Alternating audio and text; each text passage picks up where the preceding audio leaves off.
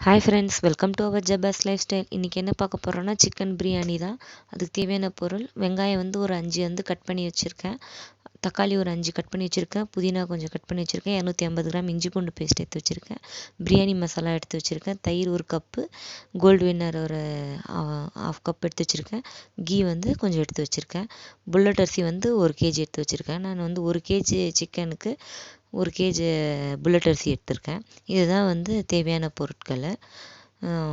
இந்த மாதிரி நம்ம ரெடி பண்ணி வச்சிட்டோம்னா குயிக்காக ஒரு 10 to 15 மினிட்ஸில் பண்ணிடலாம். சிம்பிளான ஒரு பிரியாணி தான் இது. ஃபஸ்ட்டு வந்து ஒரு குக்கரில் ஹீட் பண்ணிக்கணும்.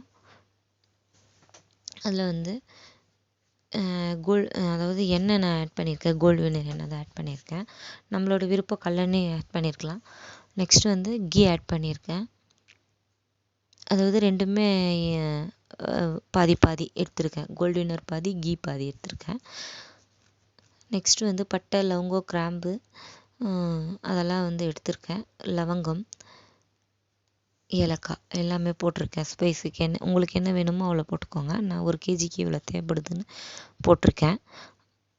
இது நல்லா கொஞ்சம் ப்ரௌனான மேலே எடுத்து வச்சுருக்க ஆனியனை போடணும். பாருங்கள், இந்த மாதிரி நல்லா ஒரு கலர் வரணும். அப்போ தான் அந்த பிரியாணியில் வந்து டேஸ்ட்டு இறங்கும். பாருங்கள், வெங்காயத்தை வந்து இந்த மாதிரி நீல வாக்கில் கட் பண்ணி எடுத்துக்கணும். அப்போது அந்த டேஸ்ட்டும் நல்லாயிருக்கும். நான் வந்து 1 கேஜிக்கு வந்து ஒரு பெரிய வெங்காயம் 5 கட் பண்ணி போட்டிருக்கேன். நல்லா இது வதங்கணும். இதில் வந்து கொஞ்சமாக சால்ட் ஆட் பண்ணோன்னா சீக்கிரமாக வதங்கும். ஆட் பண்ணியிருக்கேன் நான். நீங்களே ஆட் பண்ணிக்கோங்க.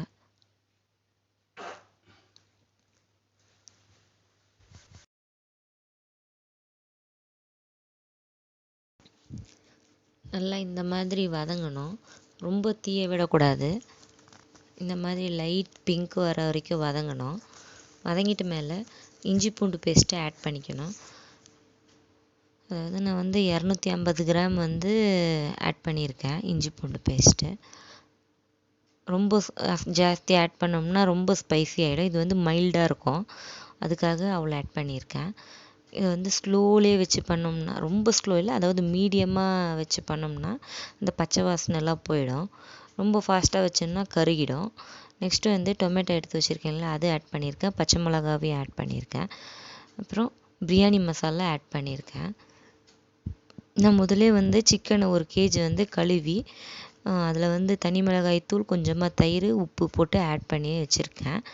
அதாவது நல்லா சிக்கன்லேயும் ஸ்பைசி இருக்கணுன்றதுக்காக அந்த மாதிரி பண்ணியிருக்கேன். அதேமாதிரி சாஃப்டாக வேகணுன்றதுக்காகவும் பண்ணியிருக்கேன். அதையும் ஆட் பண்ணிடுறேன் தக்காளி வதங்கின மேலே.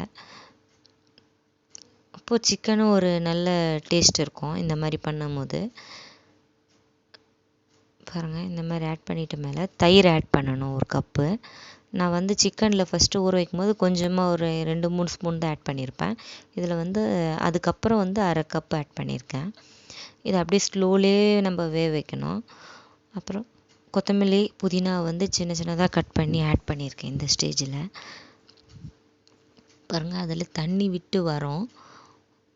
ஒரு 20% வந்து ஸ்லோலே வெந்துடும் இது. அதுக்கப்புறம் நம்ம எடுத்து வச்சுருக்க அந்த புல்லட் அரிசியை வந்து ஆட் பண்ணணும்.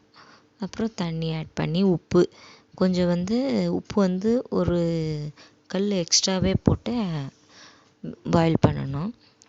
நெக்ஸ்ட் வந்து ஃபிஷ் பண்ணியிருக்கேன். இது வந்து நான் பேலியோ டயட்டுக்கு பண்ண பாருங்கள், அதே மாதிரி தான் பண்ணியிருக்கேன். ஷாலோ ஃப்ரை தான். அவ்வளோதான் இந்த ஃபிஷ்ஷு டிஷ்ஷு. அப்புறம் பிரியாணி ரெடி ஆகிடுச்சு.